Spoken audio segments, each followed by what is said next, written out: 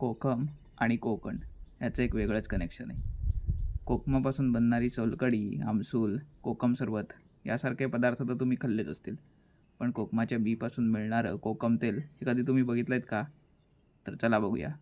कोकम तेल बनवण्यासाठी लागतात ते ह्या कोकमाच्या बिया आणि हा त्यातला आतला पांढरा गर. तर सुरुवातीची प्रोसेस काय असते? जेव्हा आपण कोकम सरबत किंवा आमसूल बनवतो तेव्हा निघालेल्या या बिया उन्हात चांगल्या खडखडीत वाळवायच्या आणि त्यानंतर त्याच्या आतमधला असा पांढरा गर काढून घ्यायचा. तर त्याची प्रोसेस एकदम सोपी आहे. पूर्ण कडकडीत वाळलेल्या बियांचं टरफल एकदम व्यवस्थित निघतं.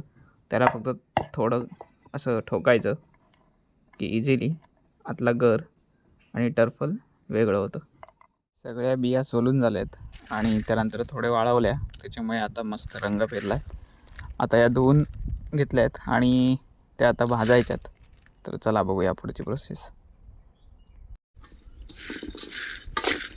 मंद आचेवर चांगल्या बिया भाजून घ्यायच्या आहेत आणि त्यानंतर आपल्याला याची पावडर करायची. अजून थंड झालेल्या बिया आहेत, त्यानंतर असं खलबत्त्यात चांगलं कुटायचं बारीक आणि अशी पावडर करून घ्यायची. जी पावडर केली आहे ती गरम पाण्यात उकळवायची आणि नंतर त्याचा आलेला तवंग काढून घ्यायचा आहे. जे वरती तेल दिसतं आहे ते आपल्याला सेपरेट करायचं आहे. मोठ्या भांड्यातून सगळा जो तेलाचा अर्क होता तो आपण या छोट्या भांड्यात काढून घेतला आहे. आता यात आणखीन साधं पाणी घालायचं, परत उकळवायचं आणि मग गार करायचं. मग आपल्याला मिळतं ते कोकम बटर.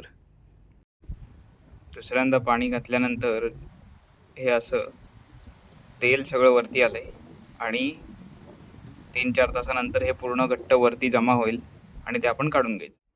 4 तासानंतर हे सगळं कोकम बटर घट्ट झालं आहे. आता जेव्हा आपल्याला कुठल्या साच्यात जेव्हा हे घालायचं असेल तेव्हा हे परत गरम करायचं आणि आपल्या साच्यात घालून रूम टेम्परेचरला हे परत थंड होतं. तयार झालेलं कोकम बटर मी या 50 ग्रॅमच्या डबीत भरून ठेवलं. साधारण अर्धा किलो बिया होत्या आणि त्यापासून आपल्याला 100 ते 150 ग्रॅम कोकम बटर मिळालं आहे. तर हा व्हिडिओ कसा वाटला कमेंटमध्ये नक्की सांगा आणि असेच नवीन नवीन एक्सपेरिमेंट बघण्यासाठी मनकुबेला नक्की फॉलो करा.